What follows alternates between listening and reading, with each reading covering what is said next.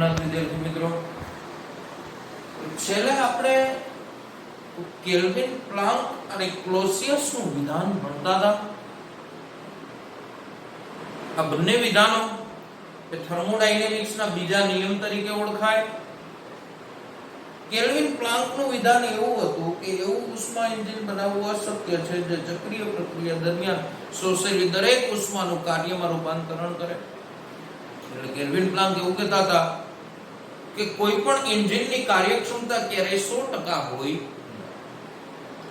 જ્યારે ક્લોસિયસ નું વિધાન એવું હતું કે ક્લોસિયસ એવું કહી ગયો કે તમે જો કાર્યકારી પદાર્થ ન રાખો, ક્લોસિયસ નું વિધાન છે એ રેફ્રિજરેટર માટે હતું, બરાબર, અને કેલ્વિન પ્લાન્ક નું વિધાન છે એ ઉષ્મા એન્જિન માટે હતું. એટલે ક્લોસિયસે એવું કીધું કે જો તમે કાર્યકારી પદાર્થ ન રાખો તો ક્યારેય નીચા તાપમાનવાળા પરિસરથી ઊંચા તાપમાનવાળા તંત્રમાં ઉષ્મા જાય નહીં. ઇટ મીન્સ કે કાર્યકારી પદાર્થ છે એ જરૂરી વસ્તુ છે. અહીંયા આપણે કાર્યકારી પદાર્થ તરીકે રેફ્રિજરેટરની અંદર ગેસ લઈએ, કોઈ પણ એક વાયુ લઈએ, વાયુ તરીકે એમાં ફ્રીઓન હોય, ક્લોરોફ્લોરોકાર્બન, જે પણ આપણે વાયુ લઈએ,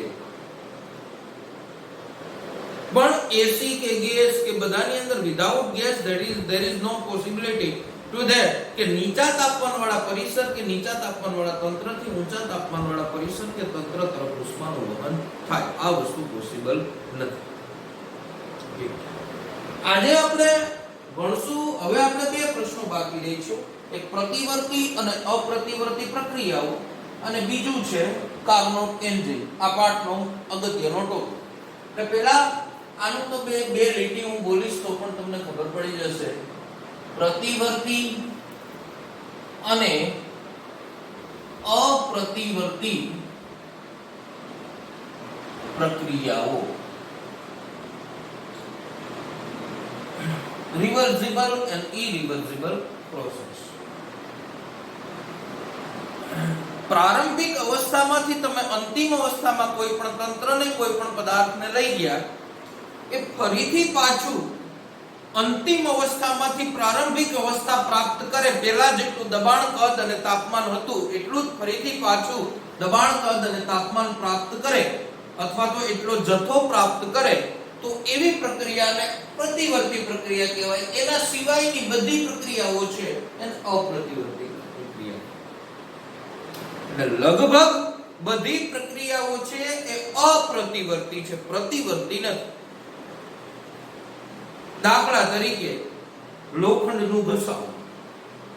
લોખંડની અંદર કાટ લાગશે તો લોખંડનો કાટ લાગવો એ અપ્રતિવર્તી પ્રક્રિયા છે, પ્રતિવર્તી નથી. તમે કાચ કાગળથી કાટ કાઢી શકશો, પણ એના ભાગનો જેટલો લોખંડ ઘસાણું છે એ ફરીથી પાછું આવશે. અપ્રતિવર્તી. વિશ્વની કોઈ પણ પ્રક્રિયા તમે નવરા બેઠા વિચારી શકો, બધી પ્રક્રિયાઓ છે અપ્રતિવર્તી પ્રક્રિયા. પ્રતિવર્તી પ્રક્રિયાનું માત્ર એક ઉદાહરણ, એટલે મેં તમને કીધું હતું કે આ ક્યાંક આવશે, આપણે એક પ્રક્રિયા ભણ્યા, ક્વોસાઈ સ્ટેટિક અથવા અર્ધસ્થાયી પ્રક્રિયા. એ આદર્શ પ્રતિવર્તી પ્રક્રિયાનું ઉદાહરણ છે.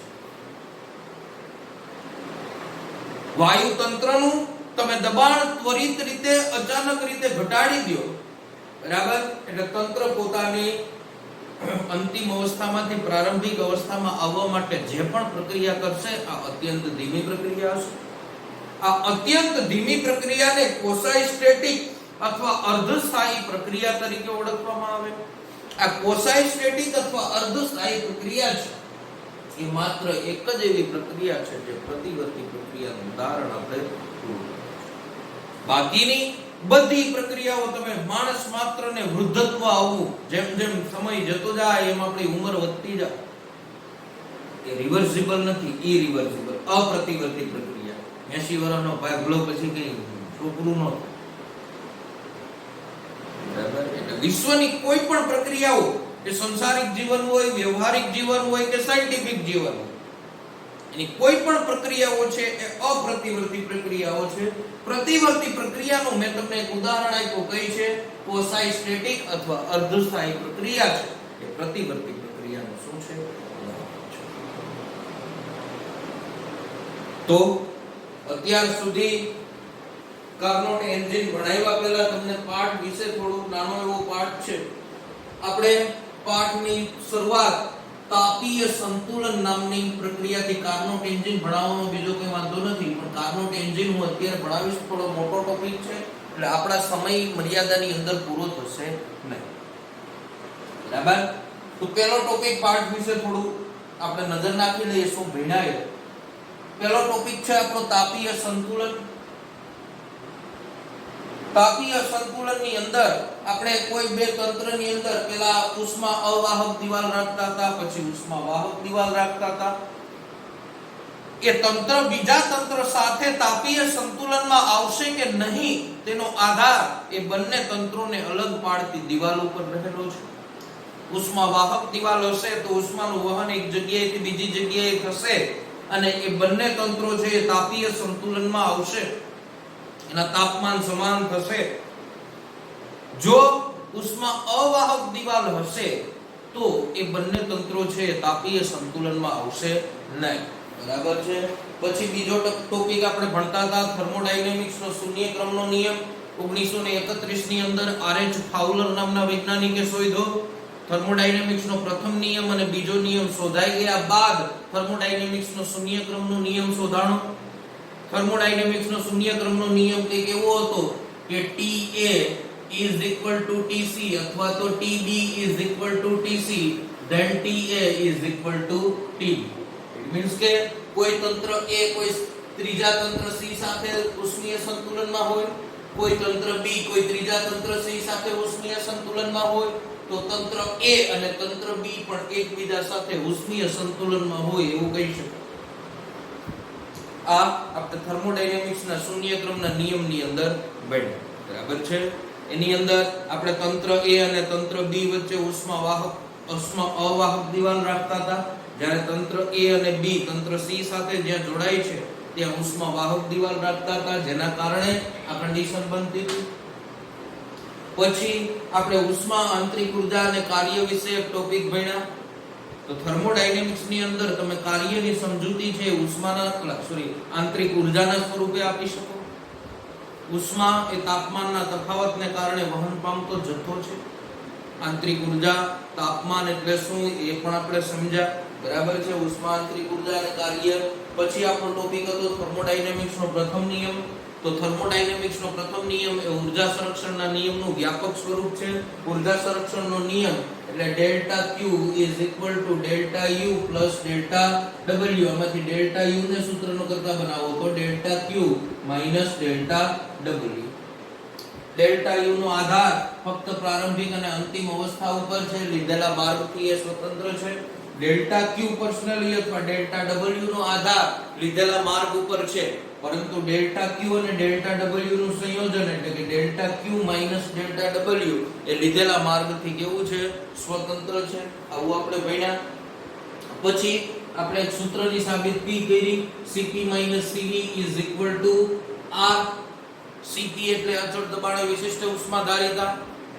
1 મોલ વાયુનું દબાણ અચળ રાખી તેના તાપમાનમાં 1 એકમ જેટલો ફેરફાર કરવા માટે જરૂર પડતી શોષાતી કે ઉત્સર્જાતી ઉષ્માના જથ્થાને અચળ દબાણ વિશિષ્ટ ઉષ્માધારિતા અને 1 મોલ વાયુનું કદ અચળ રાખી તેના તાપમાનમાં 1 એકમ જેટલો ફેરફાર કરવા માટે જરૂર પડતી શોષાતી કે ઉત્સર્જાતી ઉષ્માના જથ્થાને અચળ કદ વિશિષ્ટ ઉષ્માધારિતા કહેવાય. અને એ બેયનું આપણે સૂત્ર થયું હતું Cp Cv is equal to R.